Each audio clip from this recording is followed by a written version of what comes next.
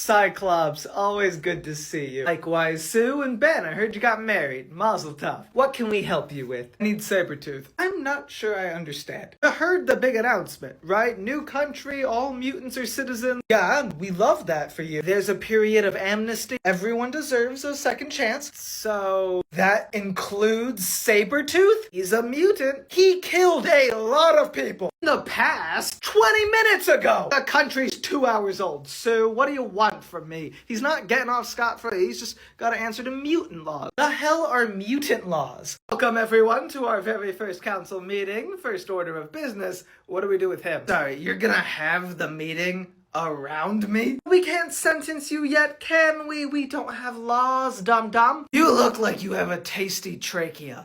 How about no killing other mutants? Veto! Is that just the end of the conversation? Yeah, you got vetoed. We need to iron out the exact power dynamics of this council. It does make sense. Mutants can be resurrected, so they can't truly die, so they can't really be killed. How many times is that even gonna come up? Everyone's going to fight in a big arena. Sounds like a lot. Doesn't matter what you decide, the rivers will flow red with your— What is it he did again? Huh? Killed a bunch of humans. Well, that can't be a crime. Why not? We can't resurrect them. No killing humans. Seconded. Hold on, let's not get ahead of ourselves. Approved. Okay, fine. I retroactively broke a law. What happens now? You throw me in prison? No, there are no prisons on Krakoa. There is, however, a very dark pit in the center where you will stay for all eternity. Wait, what? This is a good meeting. Any other ideas for laws? Everybody needs to fuck. Oh no. What did you just do? I may have turned off the music. No, you didn't. I think I did. Oh, that's impossible because you do not turn off the music. I understand that. We play music, they leave. That is the whole system. Right, but he made like a gesture and I don't know. You don't know? I know there's no music playing. You realize what you've done. Yeah, turn off the music. You've given them the power. But we're supposed to have the power. Oh, too bad. Now they have all the power and we have no power. Maybe it'll be okay. He said he'll be brief. Is he being brief? I think he's trying to remember a word. Do you see what happens when you let the pillars of order fall? I think someone in the crowd is yelling other names for him to thank. Chaos that you have let loose. How do I fix this? Okay, just tell me what to do. Only one thing to do. You need to turn the music back on. No. No? I can't do it. Why in God's name not? We don't have the power. What if I turn it on and he keeps talking? We bow to him a second time. We'll never regain control again. It'll be as bad as when they figured out they could hide the giant hook. We have no choice. It's a risk we're gonna have to take. It's been an honor serving with you. Cannot say the same. You did the one thing you weren't supposed to do. Right, fair. Does it help if he said it wasn't his first time up? Not in the slightest, no. So I just wanted to check. Listen, I know this is not my usual content, but Dave from Love is Blind, this motherfucker, is so lucky that this woman slept with someone like 2 weeks before the show. Because if that hadn't happened, if he hadn't had that to cling to, he would have been forced to drag out She Pees a Lot at night for like 10 episodes. Like, he did not like her at all, from jump. We know he was just trying to find a way to get her to look like the bad guy, because he says it in a conversation with one of the dudes. He's like, yeah, I didn't want this to be, like, obviously something that was my decision. But yeah, we caught that was clear. And back on the vacation, back before they got home and got their phone, and his friends could be, like, completely weird about this, if that's even true. I have a feeling his friends and his sister knew very little. There's also that other time where he's like, oh yeah, my friends are on standby to come tonight. Bitch, you did not ask them to come. You know that. Anyway, before he's able to make the big production about her having been with someone before entering into a relationship with him, the thing he keeps repeating on their vacation, the thing he mentions like every conversation is that, yeah, she pees a lot. At night, she gets up out of bed. It's a little annoying. He's sitting there talking to one of the couples, and they're like, it's so great how, like, you guys match each other's energy. And he's like, yeah, she pees a lot, though. So honestly, Lauren, thank you for sleeping with someone else 2 weeks before the show. You saved me 8 episodes of having to hear about your pee schedule, so I really appreciate it. Yesterday, I went to a rage room for the first time to celebrate the release of Daredevil Born Again. Then I came home, watched the episode, and understood the connection a bit more. No, but seriously, the show's very good. It seems to be drawing a lot from recent comics, including seemingly building up to a moment that would be honestly pretty ballsy for any Marvel project that doesn't have an X in its name. Speaking Speaking of, and this is not a spoiler, it's a throwaway line, but Marvel, stop making this joke. You know what you're doing. Morbius did this too. You want to be in the same conversation as Morbius. Oh, but it's a real school and it's kind of near the kitchen. Okay, so are presumably others. I was already fielding questions about if Matt was a mutant. You don't need to be saying he studied at Xavier's. But anyway, it's been 40 seconds. Anyone who's not seen the first 2 episodes probably already scrolled on, so let's get into spoilers. The main thing this show seems to be exploring is what is a vigilante? Is it someone with powers, someone who wears a costume, or just someone who tries to intervene when they see something bad happening? And specifically, what is the line between a vigilante and a cop? And we know this because despite the fact that Kingpin explicitly names Punisher as one of the vigilantes he's going after, we see police officers who have his skull logo tattooed. Since we know Frank is coming to the show at some point, it seems clear we're building to a moment like this, where Frank comes across some cops that idolize him, and he tells them off and threatens to kill them if they ever rep his symbol or try to be like him again. Now, this moment in the comics was a response to the symbol getting co-opted in real life by alt-right groups, including real-life cops, and was Marvel making a clear stance that neither they nor the character of Punisher would stand with this mentality. And I'm gonna be honest, I do not expect a similarly strong stance in the major TV show. So I'm not entirely sure what this is gonna look like, but I'm pretty positive we're getting some version of it. Because you know the old saying, art imitates other art, imitating life, imitating art. 911, what's your emergency? Hi, thank you so much. There's an intruder in my home. Is it a surprise party? What? A surprise party. Sometimes when people enter your home unexpectedly, it's because they're planning a celebration. Yeah, I don't think this is a surprise party. Have you checked? How would I go out and see if they yell surprise? What if they don't? And they'll probably shoot you or something, and we'll know you're in need of emergency services. Can you just send someone to my house, please? Fine, I will dispatch some local police. Oh, the police? Yes, sir, police. Nobody else around, or you wanted a superhero, didn't you? I feel like they'd be more equipped to handle this specific danger. The danger you haven't gone out to check on. I can have a hunch, and we're pretty close to the city, if that matters. Sir, this is 911. We dispatch emergency services. We are not affiliated with any vigilante. Of course, it's just hypothetically, then how would I go about getting the attention of one of those? I don't know. Try getting attacked in earshot, I guess. We're not that close to the city. Well, most of them seem to employ a very vibes-based detection system, so I mean, there's always heroes for hire. Wait, what's that? I believe for children's birthday parties. Oh, that's perfect. Thanks, I didn't even know that was a thing. Would you like me to read you their number? No, it's fine, I'll Google it. Good luck with your emergency, sir. Yeah, you too. What do you get when the guy who made Hellraiser comes up with an idea for a family picture? Cartoon animal body horror. That's really the best way I can describe it. Head of the Zoopocalypse dares to ask the question, what if Madagascar was also The Last of Us? It's your classic something terrible is infecting people and turning them into monsters. Only it's not people. It's plucky animals in a zoo. I don't know how else to talk about this than to say I'm happy this film exists and I want people to see it, but I don't know who to recommend it to. I would say, it's good for kids, but I watched this at a screening at a zoo with a whole bunch of kids in attendance, and a lot of them were terrified. However, worth noting, also incredibly locked in. I've never seen a gaggle of children so focused. Feels like the kind of movie that you'd watch at like 7 years old, and then 20 years later get on this app and be like, oh my god, can you believe we watched that so young? That said, you're not gonna be scared. And while the story and the characters and the performances are all fine, there's nothing that really stands out, except for the character design. Monsters aren't just zombies, there's a little more to it. And the film, let's say, plays with animal anatomy in very interesting ways. It is truly a delight to see how all the different monster versions of these animals are rendered. So I don't know, if you got kids that are made of sterner stuff,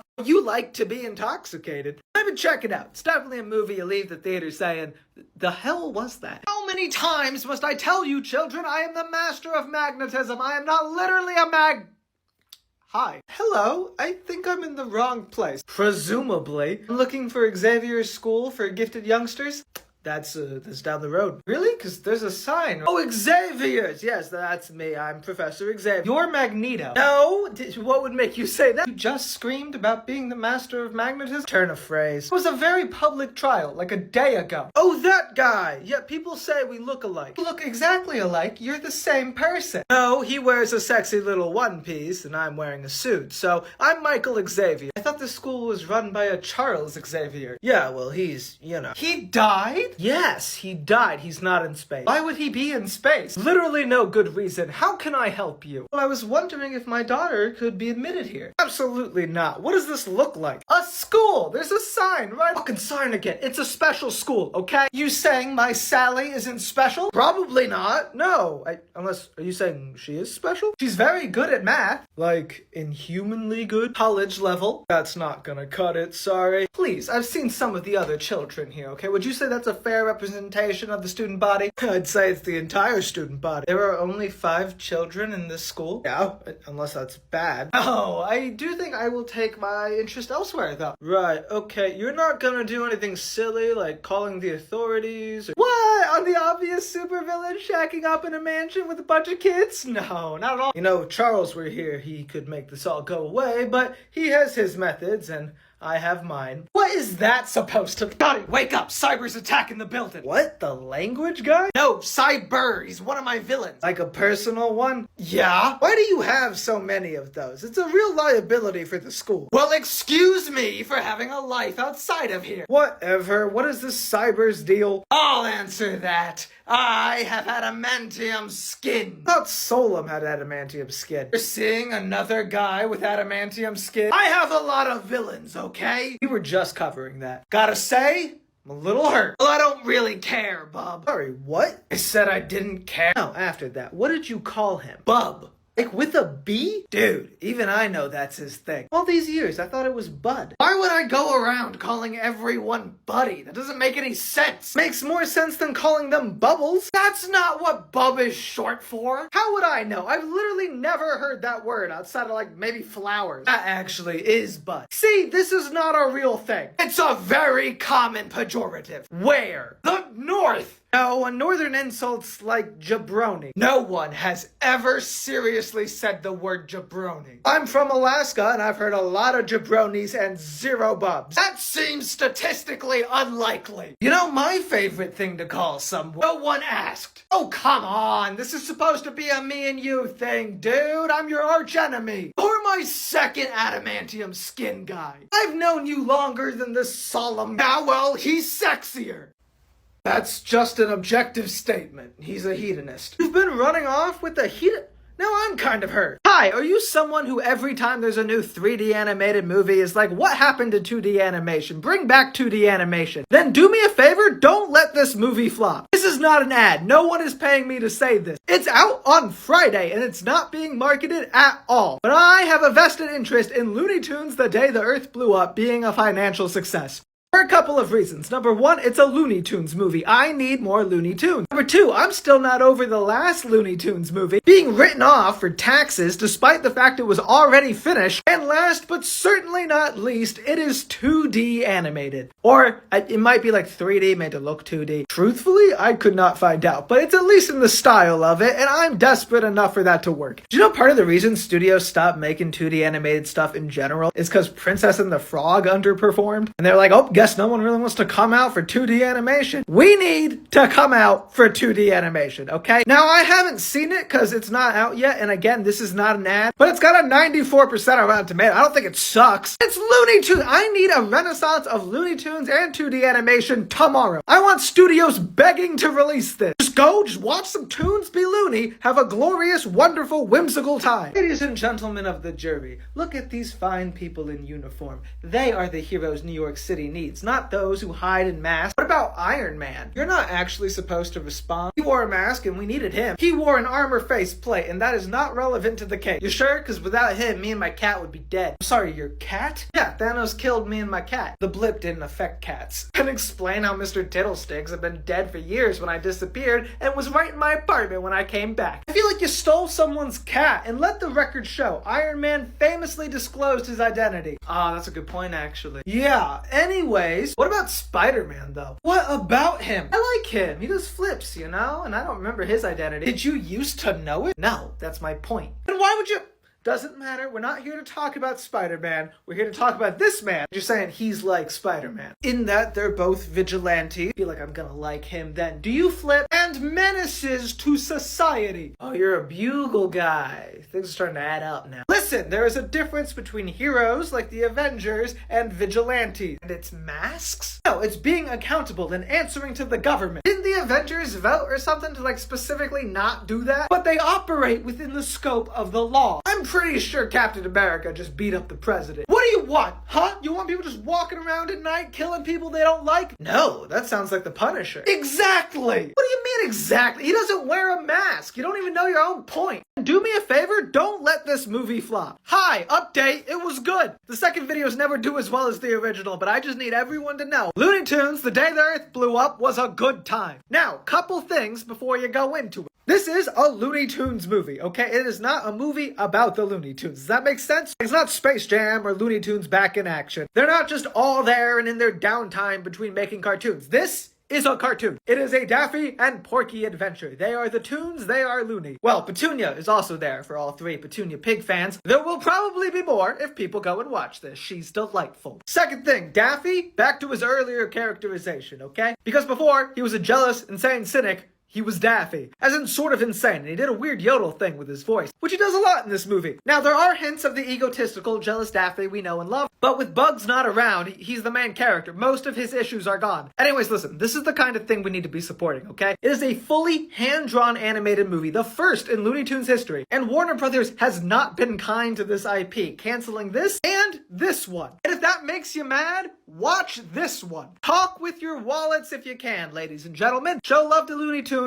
We might actually get them to stop canceling them. Also, if you're really beat out of shape about it, it's not actually distributed by Warner. They sold it to a place called Ketchup or something. So show them that they're dum-dums and make money for the people actually willing to distribute this. Also, just have like a good time. Like all things aside, it's fun. Good morning, darling. Where were you last night? At Todd's. You know that. Really, because your location said you were at the bar. What? Location on your phone. It said you were at the bar. Oh my god, I don't remember last night. Probably because you blacked out at the bar. Because I was mind wiped. You were not mind wiped. They wiped my brain, babe. Why would anybody wipe your brain? Maybe I saw something. You've never seen anything notable in your life. Precisely why, if I heard something was happening at the bar, I'd run straight from Todd's house where I definitely was. What could possibly be happening? We'll never know, you know, because they scrubbed me clean. Who? What? Who scrubbed you clean? Charles Xavier. Fuck you. It's possible. You think Charles Xavier cares what you know? Charles Xavier is a known mind wiper of villains and heroes. You are neither. But I don't know what to tell you, okay? I remember a bald man who wears like a dome now. Okay, but he's still bald. You wouldn't remember him as bald if he was wearing a dome. Actually, you wouldn't remember him at all if he wiped your brain. People do embarrassing things when they drink. They take off their domes and I'm sure, if possible, wipe the memories of everyone who happened to be there with them. You admit you already were at the bar. You know what it is, actually. I think I was wearing metal buttons, so Magneto pulled. Okay, listen, absolutely no hate to this person, but I want to talk about why this logic is counterproductive. Because you know what, guys? We are so back. A company called Ketchup is offering to buy and finally distribute Coyote vs. Acme. Why? Because they just did that same thing with The Day the Earth Blew Up. And the fact is, this movie's doing better than anyone thought it would. Don't get me wrong, it's not breaking any records, it's not getting to 1 billion or whatever, but it was supposed to be out of theaters in like a week and it's getting extended. I just went again last night on a whim and the theater was packed. I had to sit in the front row. So of course they're now moving to the most logical next step. But that wouldn't have happened if everyone thought like this. I'm not saying you can't boycott media companies, okay? There are more important things in the world than what IP gets focused. If you disagree with a company's politics, their morals, how they treat workers, that's all fine. But if it's just about what you would like them to be making, you gotta show it with your wallet. I'm sorry. The film industry is still the market. It's all about money. That's all they care about. But there are real creative consequences. If this works, if this is also successful, Warner Brothers will probably greenlight more Looney Tunes projects. And they'll probably distribute it themselves, meaning a wider, longer release because they'll want the money. Like, I know it sucks, but until we claw ourselves out of this capitalist hellhole, if you have the means, you have to support the art you want to see funded. Thank you for calling 911. What seems to be your emergency? Hi, there's somebody on my roof. Sir, this is a line for emergencies. It is an emergency. There's someone on my roof. Perhaps it is a workman. A workman? Yes, like a roofer or a construction worker. It's 10 p.m. Sir, I do not know every workman's hours. No one's working on the roof, okay? It's just somebody is up there.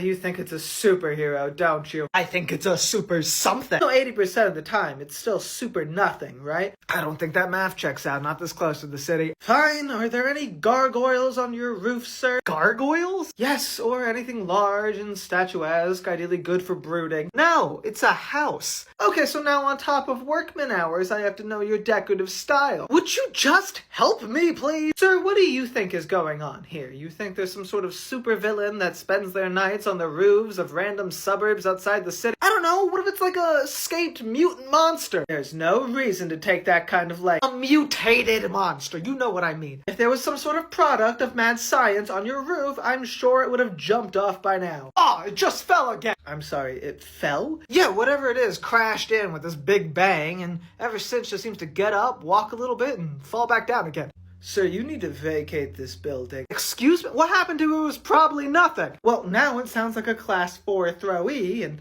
that usually means the thrower is on the way. My god, they'll take the fight elsewhere though, right? Throwy doesn't sound like he's in super good shape. Tony, a giant monster just landed in downtown Manhattan. Is everyone okay? No, it's a monster in a really dense populated area. Right, and we should take care of that. Yeah, get to the helicarrier, we're shipping out immediately. Perfect. Hey, Cap. What? Give it a sec? Excuse me? Just chill for like a couple minutes. It's attacking innocent people, Tony, and Earth's mightiest heroes will defend them. Good! In a few moments. Oh my god! You know, I've been meaning to ask, how you doing, man? I'm a little frustrated, to be honest. And about the whole ice and everyone you know being dead thing. You want to talk about that experience? Are you trying to distract me so I don't fight this monster? How dare you ask me that? It's just, I've been thinking a lot recently about what it truly means to be an American. Any strong opinion? Well, that depends, you know. Are you talking about the reality or the ideal? Fascinating. Elaborate. Well, because you know America is a myriad of different political... Hey, wait a minute! Damn it! What is going on with you? It's not your monster, is it? No, but do you have any idea how much time, resources, and energy we waste assembling for every little thing in this city? And what's the alternative? Nothing standing between the people? Nothing?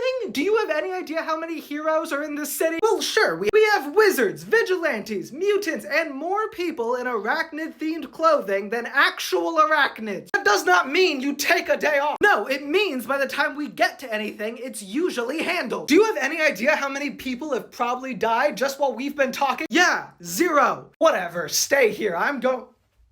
Who solved it?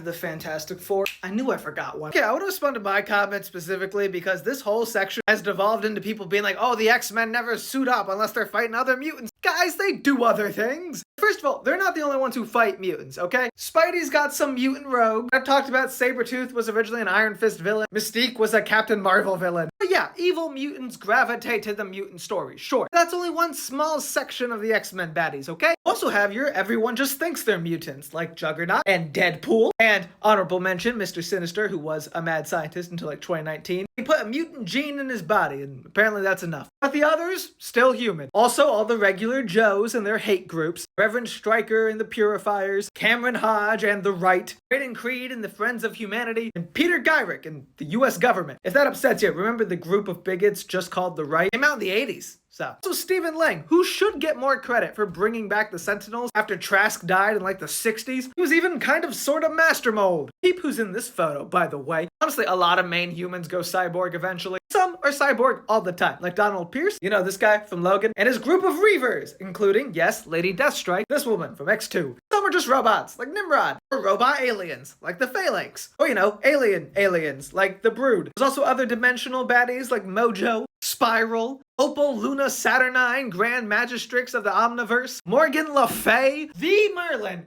killed Gambit. Plus, all of the times they battle the normal stock villains like Doctor Doom or MODOK. The skit this comment's attached to is a joke about the time both the Avengers and the Fantastic Four arrived late after the X-Men beat up a kaiju, okay? I know when it comes to like the last 20 years of adaptations, they've been in their literal own little world because of rights issues or whatever, but I promise you, do other things. They exist in the Marvel universe, okay? Jonah, I need your advice. Get Parker to do it. I don't even know what it is yet. No, I mean get Parker to give you advice. Q, I'm working on a story that has the potential to be big, like Spider-Man's secret identity big. Kumquat. Sorry, what? Told me to say that when your fixation starts rearing. Right, fair. What's your thing then? The mutants. Oh, Ben, is this about the Mars thing? I'm so tired of hearing about the Mars thing. They claimed an entire planet. We weren't using it, but it makes you wonder, what else are they keeping from us? Every 2-bit blog is running conspiracy theories about the mutants right now. I don't want any part of it. But I have proof. You remember Jumbo Carnation? Yeah, mutant fashion designer, died in a hate crime like 20 years ago. Now look at who designed every costume at the Hellfire Gala. Huh. Good for him. No, he was dead. And now he's getting new work. It's nice. This means the mutants have a way to bring people back to life. It took you to Jumbo Carnation to figure that out? This is huge news. Maybe in 1976, people are going to want to know about this. The ones who possess critical thinking already do. How did you come to this great revelation? Well, I was originally tipped off in a conversation with Cyclops. He mentioned Jumbo. He did, yes. And how many people do you think he could have mentioned that would have given you a similar epiphany?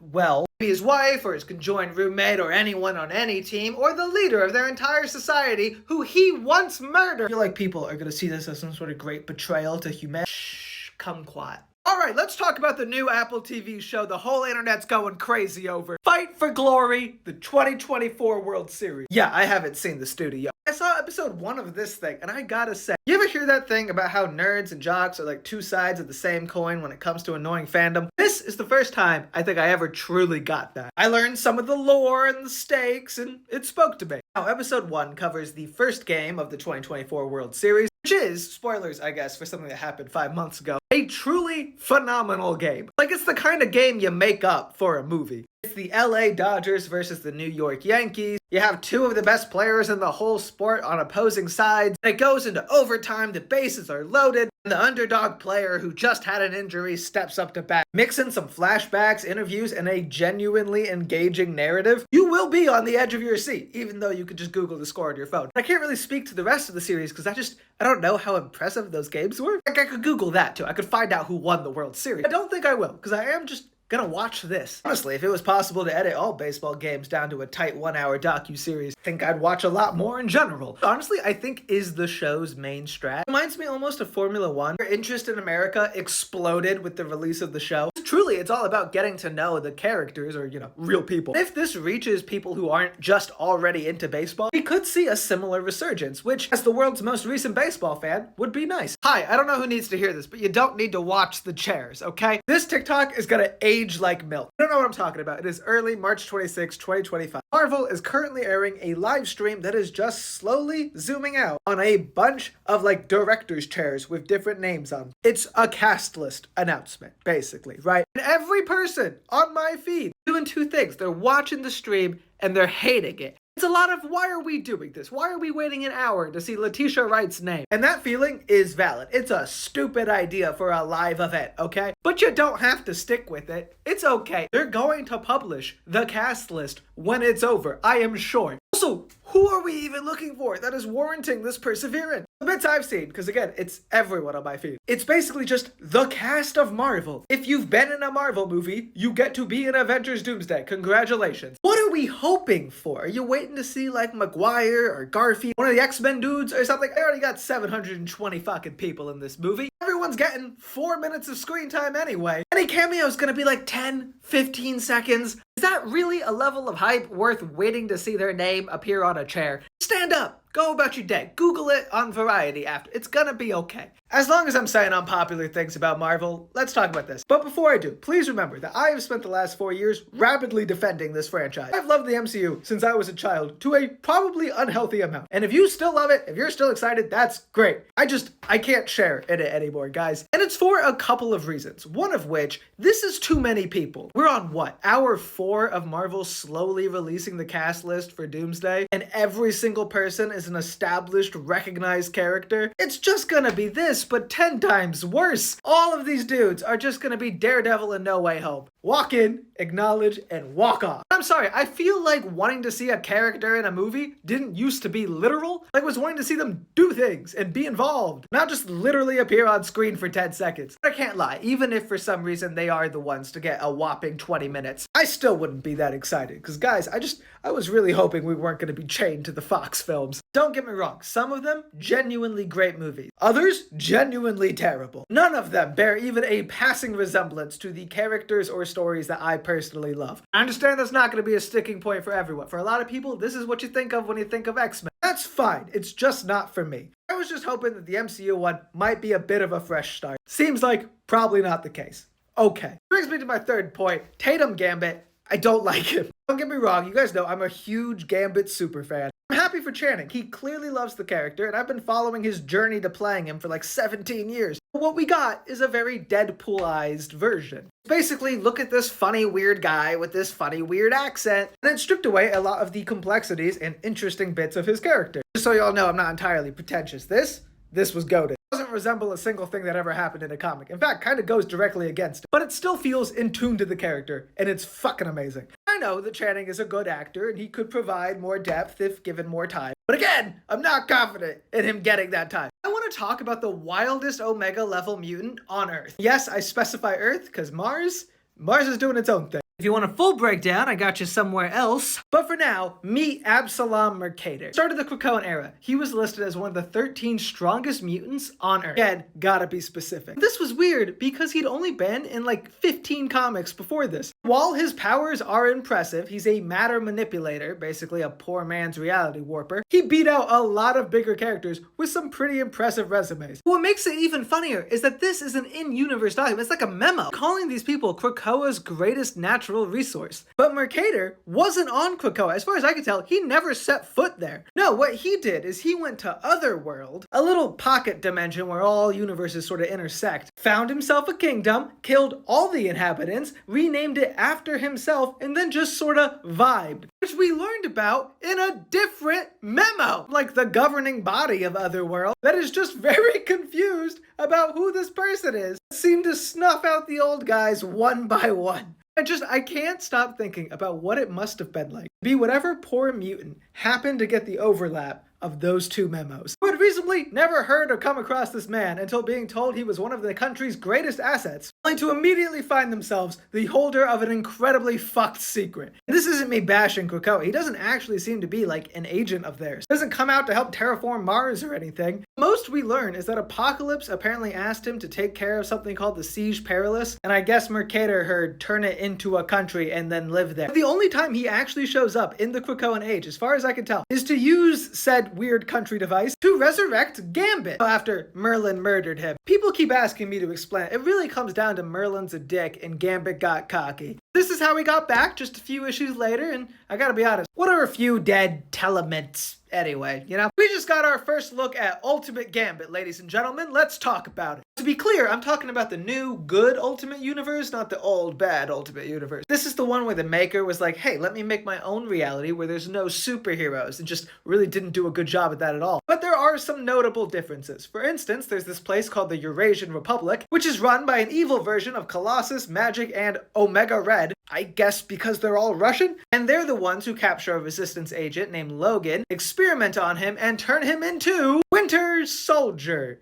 Yeah, because they're Russian. Anyways, they're using him as like a brainwashed weapon against the rest of the resistance, which includes people like Mystique and Nightcrawler. Don't get too excited about them. Most recent issue, we meet two more members, Gambit and Kitty Pryde. And no, they're not European, they're from North America. They just wanted to come join the resistance, I guess. They're also, well, listen, it's an alternate universe. It doesn't have to be weird, though it is a choice. Anyways, we don't know a ton about this version just yet, but there are some fun things, like it says he's responsible for the McHale massacre. They play on the Morlock massacre that he was involved with in 616. This one seems a bit more honorable because it's not an actual massacre, it's just the assassination. These two's older brother, McHale, which is probably why Omega Red got to move up a spot. This Gambit also uses his powers in a pretty unique way, as when Wolverine goes into a tunnel, he finds a bunch of mines waiting for him. Like charged up chess pieces, which I genuinely think is a Queen's Gambit reference, that are triggered when someone gets close to them. A similar thing to this in 616 is probably delayed charges, which have been said to be one of the harder things for him to do, but even those he has to release manually. It's not triggered by outside events. Anyways, as you probably guessed, it seems that the Resistance is this world's version of the X-Men. It's a little funny because there's already a book called Ultimate X-Men where the team gets their name from just getting really bad grades in school, and I do not know how these two books fit together. But when Kitty does her best impression of Cassandra Nova, we do see him getting very close to someone in the past, and his son Akira, aka Dakin, has appeared in Ultimate X-Men, so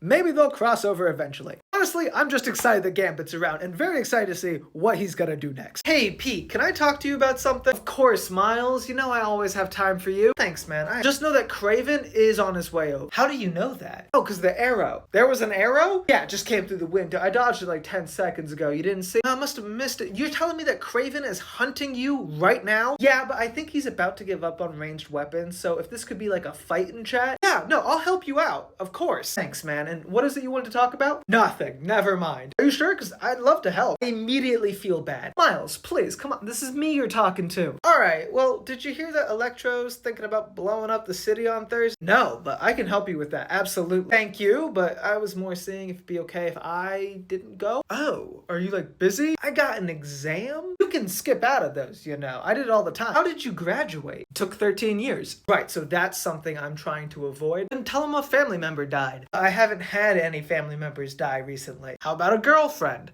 Nope. A chummy acquaintance? Nobody close to you has perished before their time in the last few weeks. Like I said, this is stupid. Spider-Man, I have come to claim you. Not now, Kraven. Whoa, am I interrupting something? No, it's really dumb, and honestly, man, I'm so sorry. I'll do it. Are you sure? I kind of feel like I'm out of the loop. Listen, Miles, I don't know how you're doing this, but you have the opportunity to be a whole new kind of Spider-Man.